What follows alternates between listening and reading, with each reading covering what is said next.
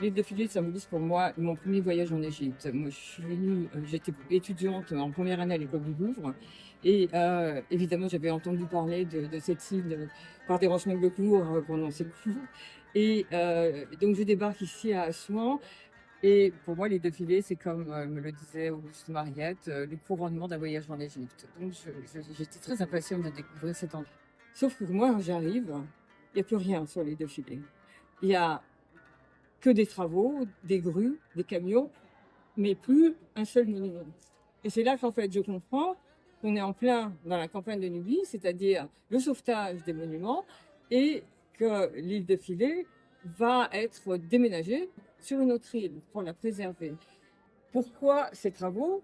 Tout simplement parce que Nasser, en 54, avait décidé de construire un grand barrage et que les monuments, à la fois de Nubie et dont Abu Simbel, et ainsi que tous les monuments de cette île, étaient sous les eaux.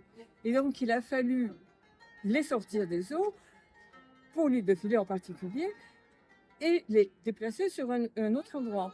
Et donc, quand je suis revenue quelques années plus tard, j'ai fait beaucoup de voyages en Égypte, et à chaque fois, donc, j'ai vu cette île qui redevenait l'île originelle, sans être l'île originelle.